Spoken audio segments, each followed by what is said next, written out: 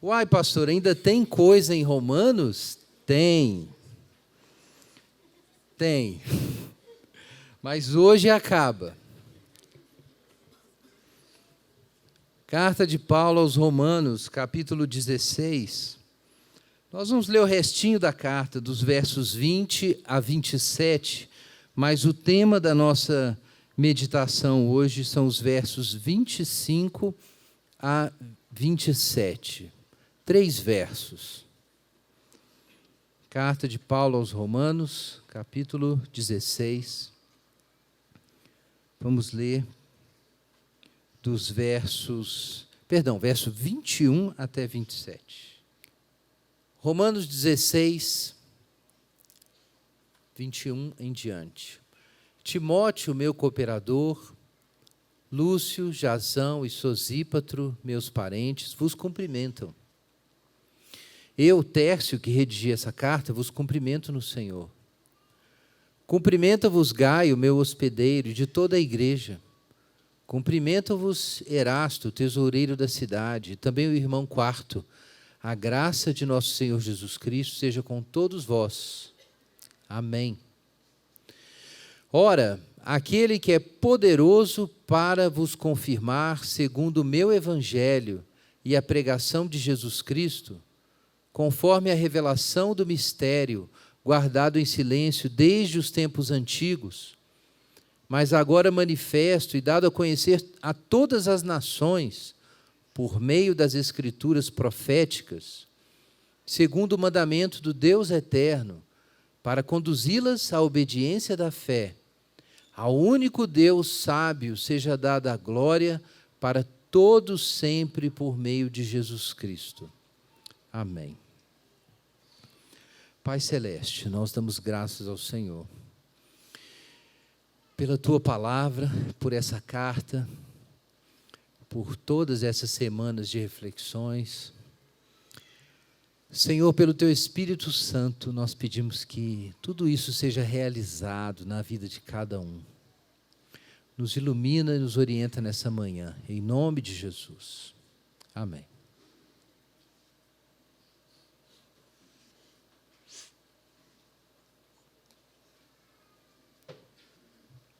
Irmãos, esse é o finalzinho da carta aos Romanos, mas é surpreendentemente similar ao comecinho da carta aos Romanos, que nós vamos ler agora. Tem vários textos bíblicos que a gente precisa ler, mas eu queria que a gente tivesse em mente o começo e o fim, porque no começo e o fim Paulo resume o que ele quer dizer.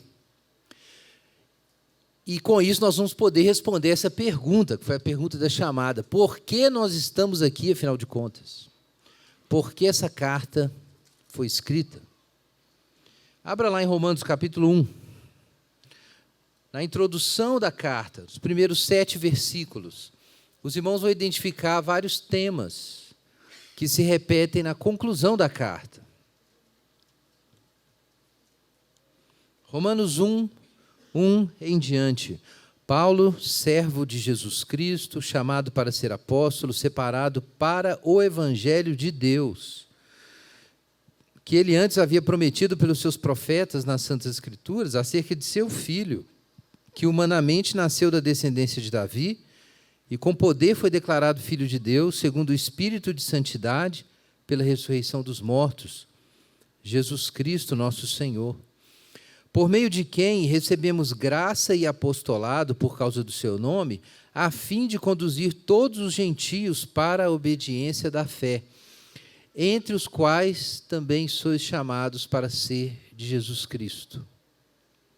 A todos que estáis em Roma, amados de Deus, chamados para ser de santos, graça e paz a vós da parte de Deus nosso Pai e do Senhor Jesus Cristo. Amém. Irmãos, aqui nós temos uma espécie de síntese de temas que o apóstolo Paulo vai introduzir, e depois a conclusão da carta também traz uma síntese. É um louvor que Paulo apresenta. Na linguagem técnica, é uma doxologia. É um verso, um conjunto de versos de adoração a Deus, e Paulo gosta de fazer isso. A gente viu que quando ele termina a exposição do núcleo do seu evangelho, aqui em Romanos mesmo, no capítulo 11, ele, antes de introduzir as suas orientações práticas, no 12, ele apresenta uma doxologia, só para os irmãos se lembrarem. Porque Deus colocou todos debaixo da desobediência, a fim de usar de misericórdia para com todos, e aí ele conclui o argumento e faz um louvor. Ó profundidade da riqueza, da sabedoria e do conhecimento de Deus! Quão insondáveis são os seus juízos e quão inescrutáveis os seus caminhos! Pois quem conheceu a mente do Senhor? Quem se tornou seu conselheiro? Quem primeiro deu a ele alguma coisa para que ele seja recompensado? Porque todas as coisas são dele, por ele, para ele, e a ele seja a glória eternamente. Amém. É uma doxologia. Você vai encontrar isso em cartas de Paulo. De repente, no meio do argumento, ou na conclusão de um trecho do argumento, o Paulo apresenta um louvor, apresenta uma adoração a Deus. E ele faz isso aqui no final. Só que essas palavras de louvor nunca são sem muito conteúdo teológico, irmãos.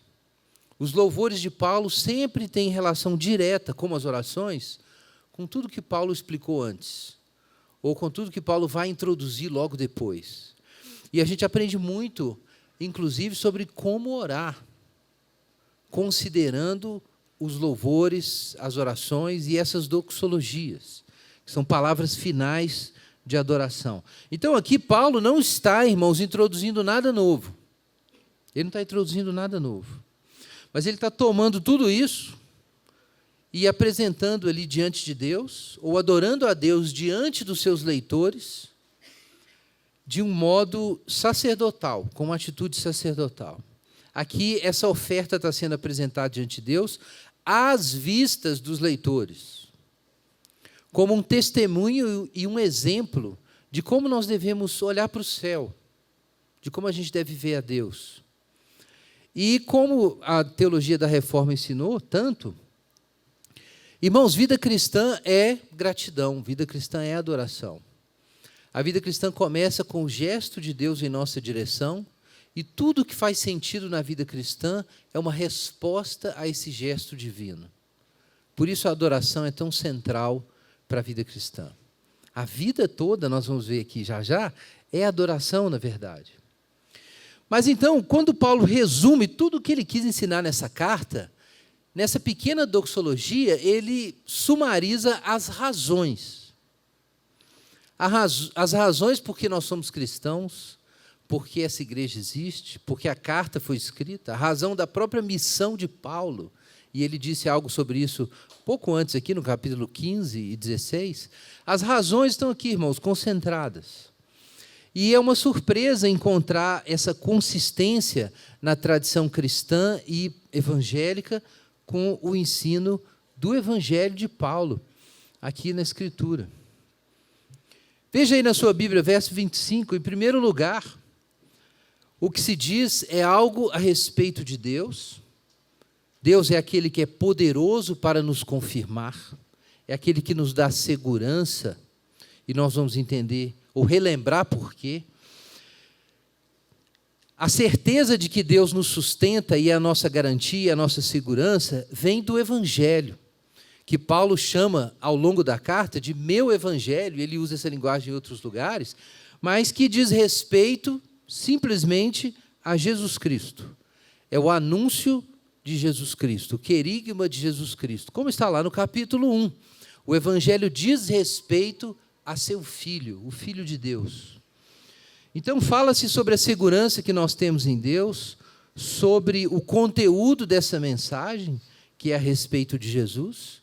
E essa mensagem de Jesus tem um fundamento e um testemunho, e o texto é bem claro, ele fala sobre a Escritura, como o testemunho desse Evangelho, que foi oculto, mas agora está revelado. E esse evangelho, pelo apostolado, é dispensado em todos os lugares para produzir a fé, que é a semente da verdadeira religião. A fé e o que se segue, que é a obediência da fé, entre todos os homens, não apenas judeus, mas incluindo os gentios, um dos grandes temas, né, de Paulo na carta aos Romanos, primeiro o judeu e depois o gentio. E tudo culmina com a glória de Deus.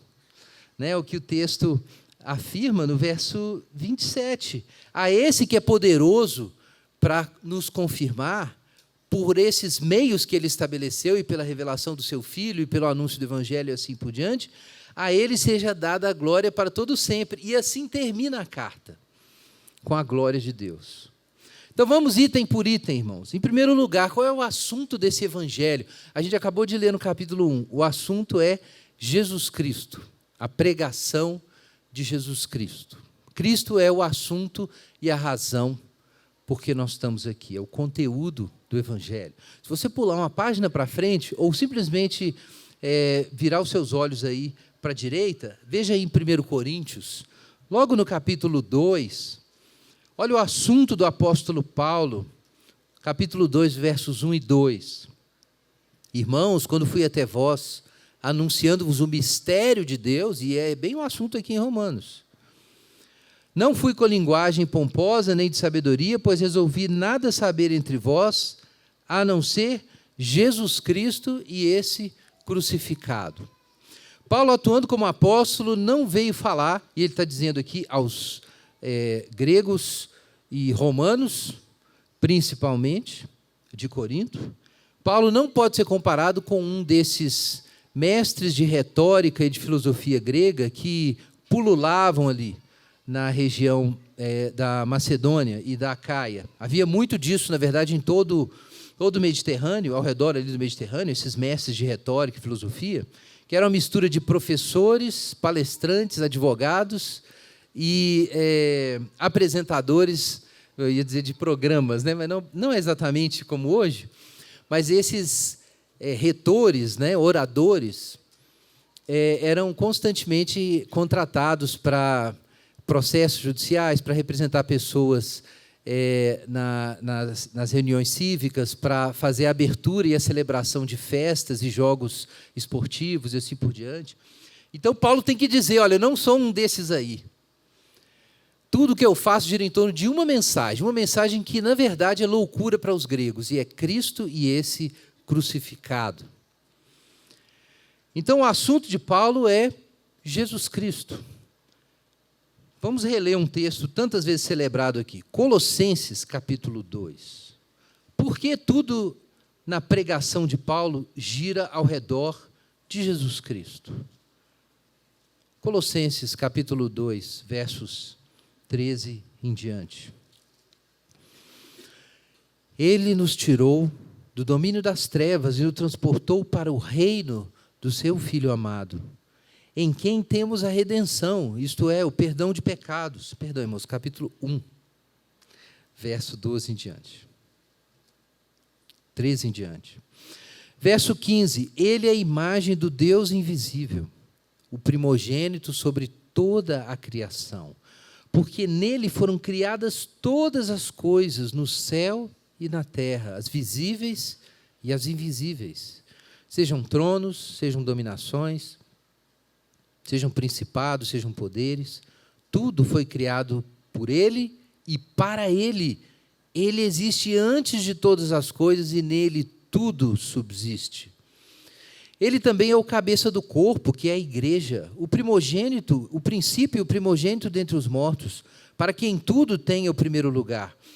Porque foi da vontade de Deus que nele habitasse toda a plenitude e, havendo feito a paz pelo sangue da sua cruz, por meio dele reconciliasse consigo mesmo todas as coisas, tanto as que estão na terra como as que estão nos céus. Porque o centro da pregação cristã é Cristo e este crucificado. Irmão, segundo o apóstolo Paulo, porque isso é simplesmente nada menos que o centro do universo. É o centro da realidade. Por isso, conhecer Jesus e entender o que ele fez na cruz é você chegar no fundo da realidade. É a explicação final de todas as coisas. Conhecer Jesus não é conhecer um caminho religioso privado ou a doutrina particular de uma determinada comunidade. E muita gente tem essa sensação, de repente começa a frequentar igrejas e conhecer cristãos e pensa assim, nossa, que grupo legal, que gostoso ficar aqui, eu vou me envolver. Eu vou aprender essa doutrina deles, mas é para eu ter a mesma linguagem. E de repente você pensa em Cristo como aquilo que interpreta a vida e os valores daquele grupo. É claro que é assim que não cristãos veem a coisa, a gente sabe disso. Cristo interpreta a nossa comunidade, os nossos padrões morais, nossos ritos, nosso calendário, assim por diante. Mas, irmãos, ainda que o cristianismo seja visto assim, de fora para dentro, não é assim que os cristãos veem as coisas. Cristo é a explicação da realidade inteira, é a razão do mundo. Todas as coisas subsistem nele. Se encontrar com Jesus é se encontrar com a própria fonte da realidade, de toda ela, da estrutura física do mundo, da vida biológica, das relações sociais. É o critério a partir do qual nós devemos julgar teorias políticas, teorias de justiça. É a partir de Jesus Cristo que a gente deve julgar as ações morais dos homens e até mesmo todas as religiões. É isso mesmo. A mensagem cristã é bem ampla nesse sentido, católica, integral. Não é invenção dos cristãos. Quem é que disse toda a autoridade me foi dada no céu e na terra? Os cristãos não têm essa autoridade, mas Jesus tem.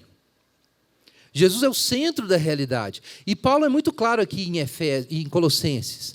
Não apenas Jesus é o centro, porque as coisas foram criadas nele, nele subsistem, mas também porque na cruz todas as coisas que foram alienadas de Deus estão sendo reconciliadas com Deus, disciplinadas, submetidas e atraídas novamente para o seu centro original. Então, o assunto do Evangelho é Cristo. E, nesse sentido, a boa nova do Evangelho não é uma outra mensagem que a gente superpõe às nossas ideias sobre a vida, sobre o mundo, sobre a felicidade.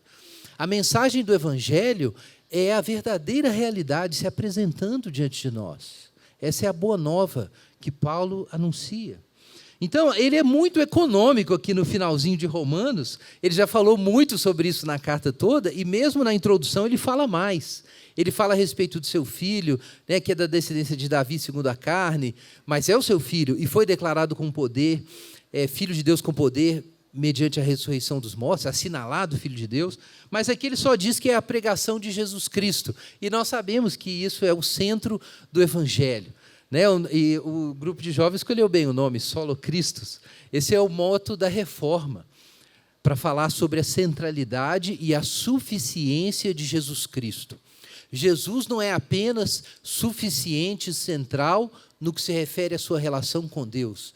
Jesus é suficiente e central para que você tenha a plenitude da vida, em todas as áreas. Então, a gente pode dizer que faz parte do Evangelho essa proclamação reformada de que nós cremos, seguimos unicamente a Jesus Cristo, somente Jesus Cristo. Mas Jesus Cristo não pode ser compreendido sem a história, porque Jesus não é apenas Deus, Jesus é também homem, o Verbo se fez carne, é o que diz João. Isso significa que o Logos divino é compreendido não por especulações metafísicas, como os gregos pensavam, mas pela contemplação da história. E por isso a Escritura é tão importante. Paulo enfatiza isso de uma ponta a outra do seu Evangelho aos Romanos. Não é o que ele diz aqui?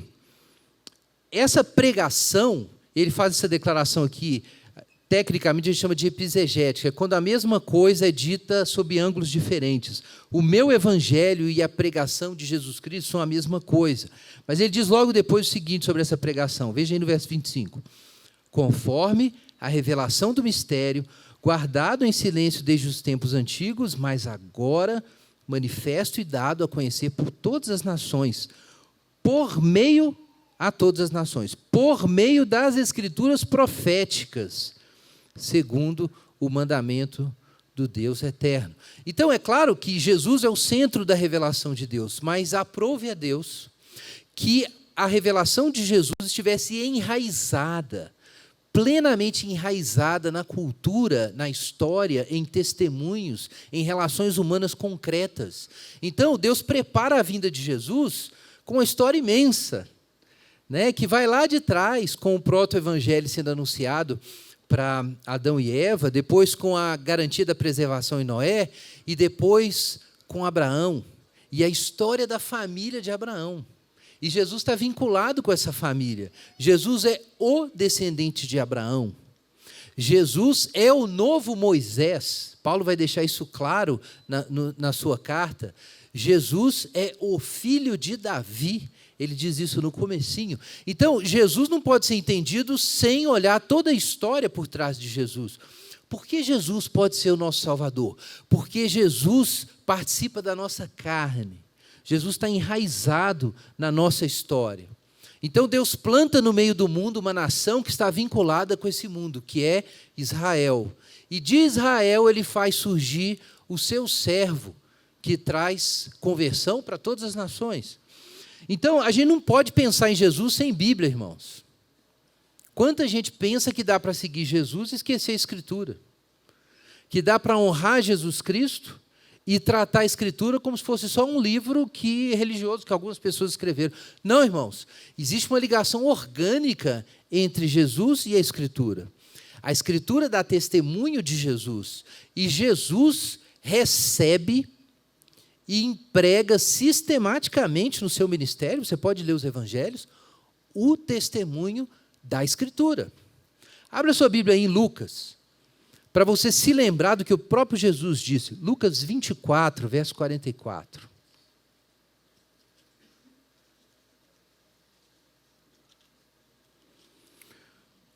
Lucas 24. Veja o que Jesus diz ali, verso 44.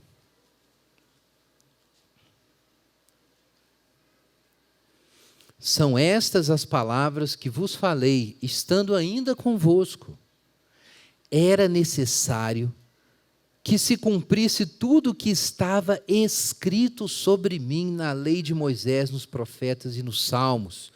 E então lhes abriu o entendimento para compreenderem as Escrituras.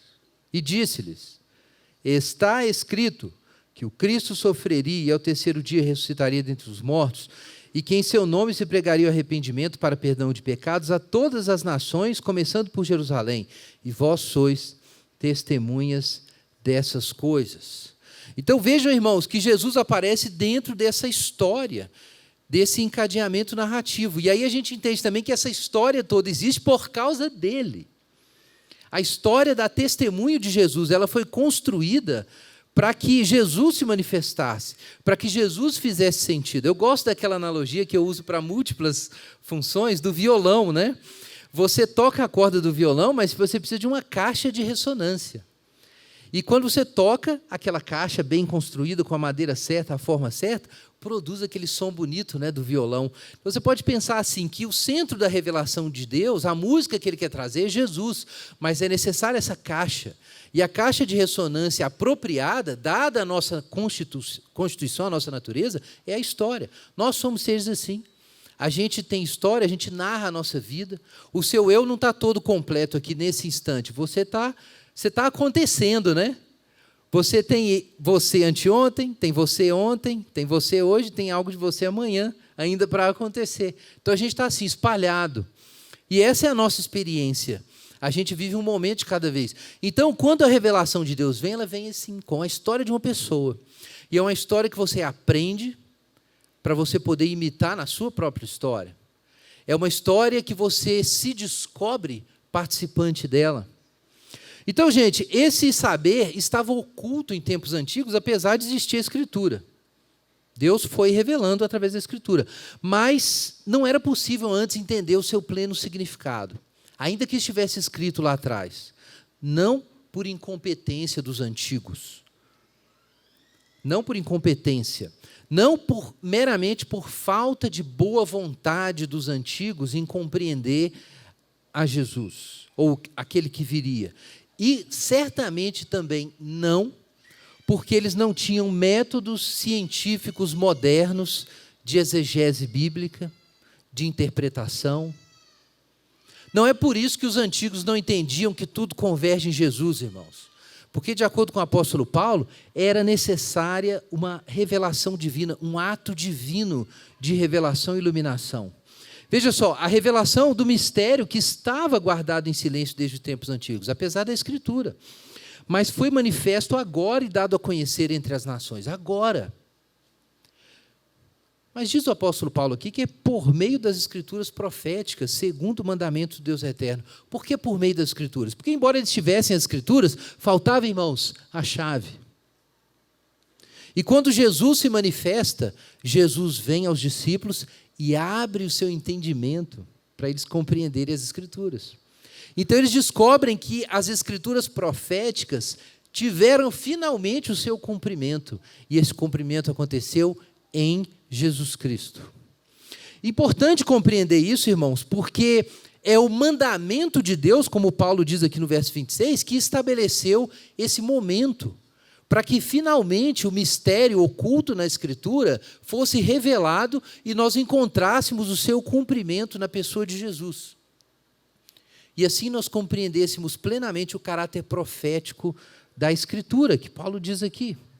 Então, irmãos, isso vale não só para o processo de revelação, mas vale para o processo de iluminação. Você pode ler lá em Efésios, capítulo 1, verso 7 em diante, Paulo dizendo que se Deus não tivesse derramado sobre nós toda a sabedoria e prudência, nós não compreenderíamos o mistério de Deus em Cristo. E esse plano divino de fazer todas as coisas convergirem a Jesus. Irmãos, ninguém pode entender as Escrituras a não ser por um ato de graça divina. As Escrituras estão aí, mas o mistério não podia ser destravado até que Jesus se apresentasse e lançasse luz sobre a natureza, sobre a história e sobre as Escrituras. Então, ninguém entende Jesus Cristo senão como o Cristo profetizado pelas Escrituras. Quanta gente viu Cristo, gente? Quanta gente viu Jesus Cristo? Ouviu Jesus de Nazaré? Pensa ali nos irmãos de Jesus, que, de acordo com a Escritura, não criam nele. Pensa no Sinédrio, em todos aqueles escribas e fariseus que testavam a Jesus o tempo inteiro e não criam nele. Quantas pessoas viram Jesus, ouviram Jesus, tocaram em Jesus, mas nunca entenderam quem Jesus realmente era. Porque não viram Jesus como o Cristo, que cumpre toda a profecia do Antigo Testamento, e realiza os planos de Deus. É o servo do Senhor. Irmão, só Deus pode trazer essa revelação. E quando essa revelação é trazida na história e é trazida individualmente pelo ministério apostólico original e pelo apostolado da igreja, ou seja, é através do mandamento de Deus, é que nós somos levados à compreensão da verdade. Então, nós temos um tema no Evangelho, que é Jesus Cristo. E existe uma testemunha que Deus criou na história para Jesus Cristo, e é a Escritura, as Escrituras proféticas. Elas fornecem a caixa de ressonância para que nós compreendamos quem é Jesus Cristo. E por isso também, na história da igreja, não apenas Cristo é central, mas a Escritura também. Nós afirmamos que a salvação é só por meio de Cristo e que o verdadeiro conhecimento de Deus vem somente por meio das Escrituras. Somente pelas Escrituras. E com isso acontece a vocação, o chamado. Esse mistério foi revelado agora, diz o verso 26, foi revelado agora pelas Escrituras proféticas, segundo o mandamento do Deus eterno, para conduzir as nações à obediência da fé. Esse é o tema do verso 26. Deus está trazendo as nações para a obediência da fé. Quem são as nações? Abre aí Gênesis, capítulo 12. A gente precisa se lembrar desse trecho. Gênesis, capítulo 12. O que é que Deus está cumprindo quando convoca as nações? Então veja aí no capítulo 12, verso 1. E o Senhor disse a Abrão: sai da tua terra, do meio dos teus parentes e da casa de teu pai, para a terra que eu te mostrarei. Farei de ti uma grande nação, te abençoarei, engrandecerei teu nome, tu serás uma bênção. Abençoarei os que te abençoarem e amaldiçoarei quem te amaldiçoar, e todas as famílias da terra serão abençoadas por meio de ti.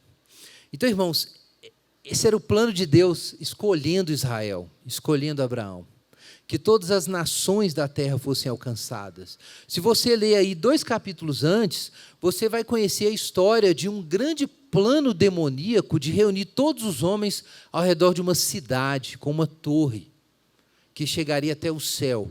Então Deus confunde esse projeto para introduzir um outro projeto, para abençoar todas as famílias da terra também. Babel, irmãos, é um projeto católico. É um projeto universal, de unificar a raça humana toda através de um poder central, mas alienado de Deus. Isso é Babel. Babel tem várias versões. Existem versões antigas e versões contemporâneas, da Civitas Mundi, a cidade dos homens, como dizia Agostinho. Tem várias versões desse projeto.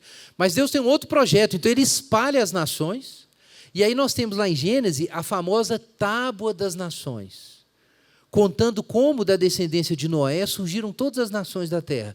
E aí quem vem depois? Abraão. Deus chama Abraão para que todas essas famílias apresentadas na Tábua das Nações sejam abençoadas. Então, Deus tem um contraprojeto, a gente pode dizer. Existe um plano de unificar todos por meio da torre, o poder humano autônomo. Existe esse plano. Deus vai desgovernar esse plano, porque Ele tem um outro plano, que é enviar Abraão para que todas as nações da terra sejam abençoadas. E esse plano é o que Paulo descobriu, está acontecendo agora. Imagina o privilégio de Paulo. E quem sou eu? Fui chamado por Deus para abrir as portas da evangelização dos gentios. E assim nós vamos construir o verdadeiro povo católico e universal de Deus, que é a igreja. Judeus e gentios, todos juntos. Esse é o chamado divino. Importante você entender isso, porque existia Babel, existia o projeto católico do Império Romano, existem outros impérios. Existe o projeto hegemônico do Ocidente secular. Todos esses projetos serão confundidos. As línguas começam a se diferenciar e, de repente, todo mundo achava que estava de acordo e descobriu que não estava. Né? Como está acontecendo agora com a União Europeia. Isso são os juízos de Deus na história. Vai continuar acontecendo. Os homens tentam juntar todo mundo e aquilo desmancha depois. Porque isso seria uma coisa muito demoníaca. Realmente um homem sentar no trono do mundo que não seja o próprio Deus homem. Então já tem um rei para o mundo. Deus vai sempre confundir as línguas. Todos os projetos de unificação geral e paz mundial vão ser desfeitos, porque só Deus pode ser o rei. Nenhum homem, é para ser nenhum homem sentar nesse lugar. É por isso, inclusive, que Deus, Ele falou através de Samuel isso, a gente sabe dessa história tão importante. O povo queria um rei, e o povo de Israel, e Samuel foi falar, olha, o povo quer um rei.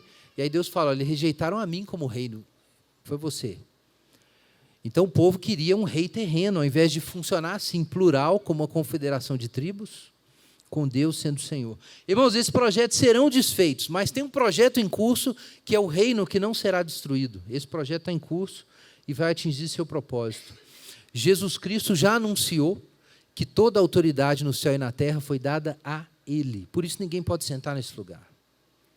Toda a autoridade foi dada nos céus e na terra a Jesus Cristo. Então agora os gentios devem ser conduzidos a Jesus Cristo. Todos os gentios, homens de todas as tribos, nações, mulheres de todos os lugares, velhos, crianças, gente poderosa, gente sem poder nenhum, gente rica, gente pobre, gente feia, gente bonita, todo mundo tem que ser levado a Jesus. Pule um capítulo aí ou dois, capítulo 15 de Romanos.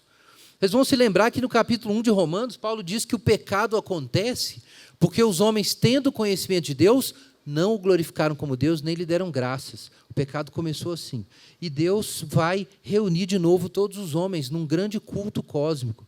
Veja o capítulo 15, versículo 15. Paulo descreve aqui o seu ministério, que é o ministério da fé. Romanos 15, 15. Em parte, vos escrevo mais francamente para vos lembrar de algumas coisas por causa da graça que me foi concedida por Deus, para ser um servo de Jesus Cristo entre os gentios, servindo ao Evangelho de Deus como sacerdote, para que os gentios sejam aceitáveis a Deus como oferta santificada pelo Espírito Santo. Então, Paulo é um agente divino, um sacerdote, que está efetivando a promessa abraâmica de abençoar todas as nações. Paulo é um agente. E o meio disso acontecer é todas as nações aprenderem o caminho de Abraão. Qual é o caminho de Abraão? Romanos capítulo 4. Também em Romanos Paulo nos mostrou isso. Abre lá no capítulo 4. Veja aí, Romanos capítulo 4, verso 18. Quem é Abraão? Aliás, vamos ler os versos 11 e 12 primeiro, depois a gente lê o 18. Verso 11, Romanos 4, 11. Quem é Abraão? Abraão recebeu o sinal da circuncisão como selo da justiça da fé que teve quando ainda não era circuncidado, para que fosse o pai de todos os que creem, estando eles na incircuncisão, ou seja, não judeus, como nós, a fim de que a justiça seja atribuída a favor deles. E ele é o pai também dos judeus, dos circuncisos, dos que não somente são da circuncisão, mas que andam nas pisadas da fé que teve nosso pai Abraão antes de ser circuncidado. Então, Deus tem um plano de construir uma grande nação, a gente pode dizer, reunindo todas essas famílias, todos esses povos, através do exemplo de Abraão, do modelo de Abraão. Isso é a obediência da fé. Veja a obediência da fé aqui no verso 18. Abraão, ao contrário do que se podia esperar, creu com esperança para que se tornasse o pai de muitas nações, conforme havia sido dito a ele, assim será a tua descendência. E sem enfraquecer na fé, considerou que seu corpo já não tinha vitalidade, pois já contava com 100 anos, e o ventre de Sara já não tinha vida. Contudo, diante da promessa de Deus, não vacilou por incredulidade. Pelo contrário, foi fortalecido na fé, dando glória a Deus, plenamente certo de que Ele era poderoso para realizar o que havia prometido, e por essa razão isso lhe foi atribuído como justiça. Então, aqui nós temos a obediência da fé. É o caminho das pisadas de Abraão. Deus está chamando todos os gentios, como chamou Abraão no início, para andarem no caminho da fé e aprenderem a verdadeira obediência, a obediência que Deus recebe como sacrifício. Paulo está ali pregando entre os gentios como sacerdote para emular essa fé, para produzir essa fé, e então trazer essa oferta de obediência a Deus, como ato de culto. Qual é a garantia de que isso vai ser realizado, irmãos? A garantia é o próprio Deus. O que nós temos aqui no capítulo 16? No primeiro verso que a gente leu, verso 25. Aquele que é poderoso para vos confirmar segundo o meu evangelho. Ok, Jesus se manifestou, testemunhado pelas Escrituras, e uma grande missão apostólica foi levantada para reunir todos os gentios que estão sendo chamados, convocados, vocacionados para a obediência que nasce da fé. E a verdadeira religião nasce com a fé, somente com a fé. Mas como isso pode ser garantido para nós? Só pela graça de Deus. Deus é a segurança que nós temos. Paulo enfatiza muito a segurança. A gente se lembra aí do capítulo 8. Abre sua Bíblia aí no capítulo 8. Olha o que o apóstolo Paulo diz ali. Versículos 32. Depois verso 38. Como Paulo pensa do evangelho? Veja só. Aquele que não poupou nem o próprio filho, mas pelo contrário o entregou por todos nós, como não nos dará também com ele todas as coisas? Verso 38. Tenho certeza de que nem morte, nem vida, nem anjos, nem autoridades celestiais, nem coisas do presente, nem do futuro, nem poderes, nem altura, nem profundidade, nem qualquer outra criatura poderá nos separar do amor de Deus que está em Cristo Jesus, nosso Senhor? Irmãos, o fundamento da segurança cristã é que se Deus enviou seu Filho, Ele vai completar o que Ele começou. Se Deus nos deu o seu próprio Filho, não nos negou nem seu próprio Filho, como não nos dará com Ele todas as coisas? O fundamento da segurança do apóstolo é esse.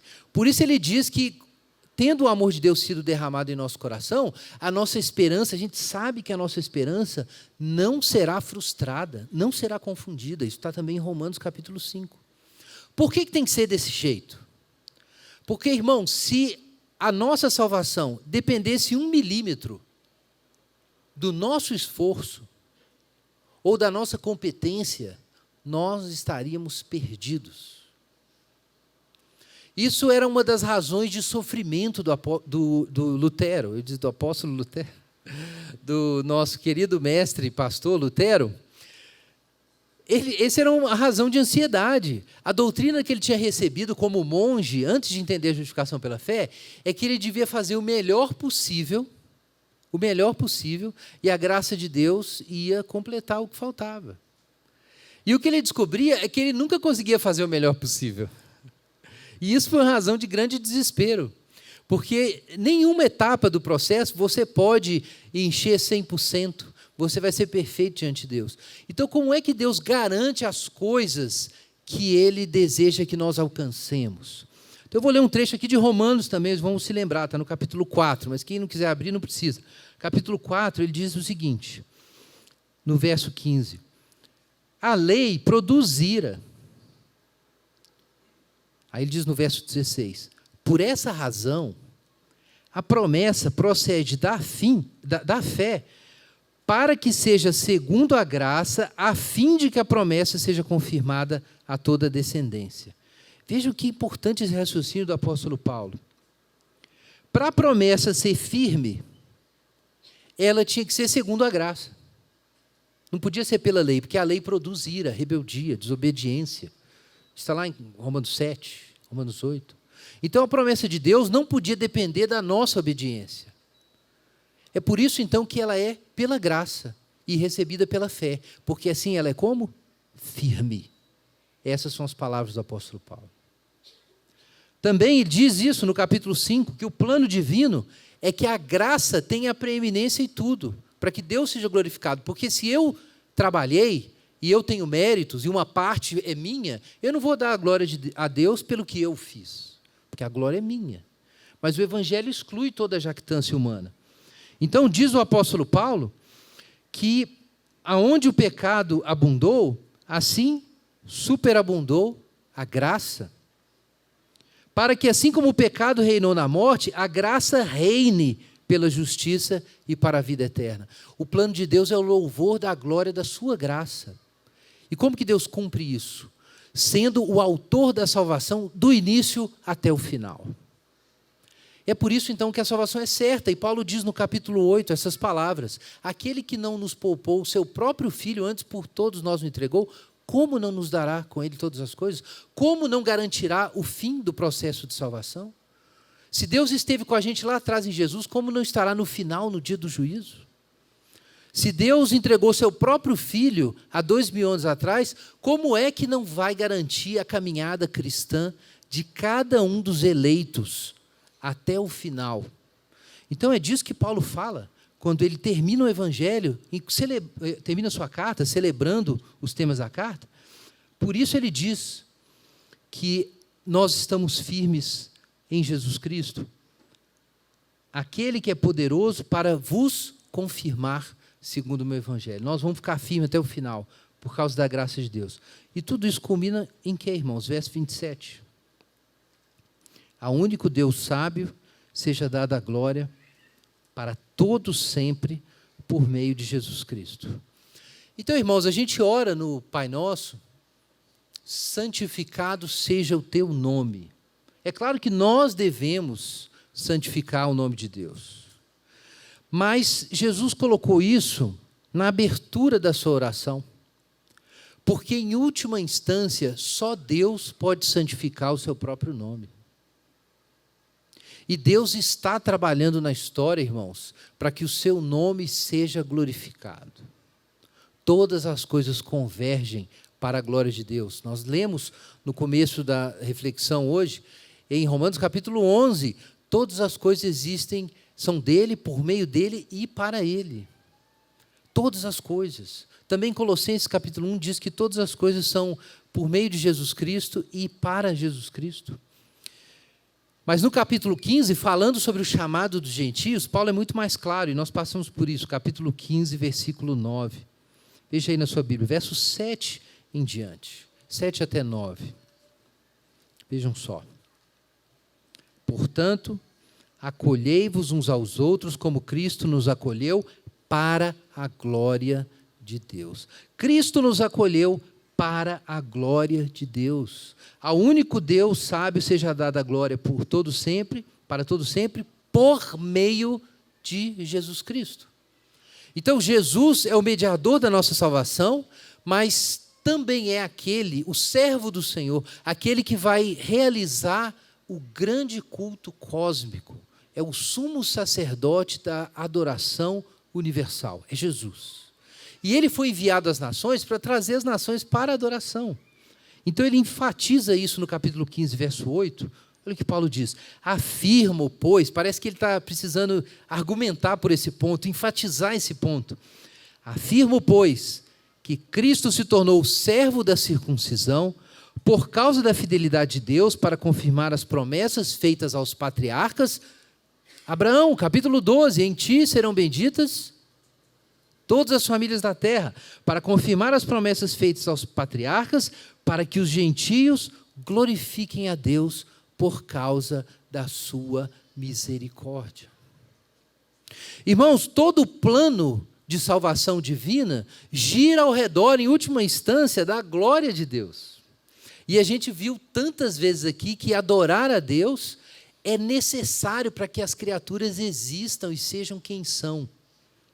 Não é uma demanda egoísta de um Deus infantil, é porque Deus é a origem do ser. E nós só temos ser na medida em que nos conectamos com a fonte do ser. E na adoração nós reconhecemos que Ele é a nossa água, Ele é o nosso alimento. Isso é que é adorar. É você reconhecer que tudo vem dEle, que Ele é a fonte absoluta do amor, e sem Ele a gente não é nada, não podemos nada, não somos nada. Deus não precisa da nossa adoração, é nós precisamos. E quando Deus nos faz adorá-lo, Deus nos beneficia. Como John Piper fez, ou propôs, mudando um pouquinho os termos do Catecismo de Westminster, a formulação original é que a função suprema do homem é adorar a Deus e gozá-lo para sempre. Aí John Piper fez uma pequena correção. O supremo propósito do homem é adorar a Deus ao gozá-lo para sempre. Perfeito. Então, irmãos, esses são os temas do Evangelho. O centro do Evangelho é Jesus e só Jesus. O conhecimento de como Deus se revela em Jesus é só por meio da Escritura, não tem outra fonte e outro testemunho para você conhecer quem é Jesus Cristo. O meio de receber essa salvação é a fé. E a obediência que é aprendida a partir da fé. A garantia de que esse plano de Deus vai acontecer é só por meio da graça de Deus, porque é Ele que sustenta a nossa caminhada do início ao fim. E tudo existe para a glória de Deus. Amém? Vamos orar.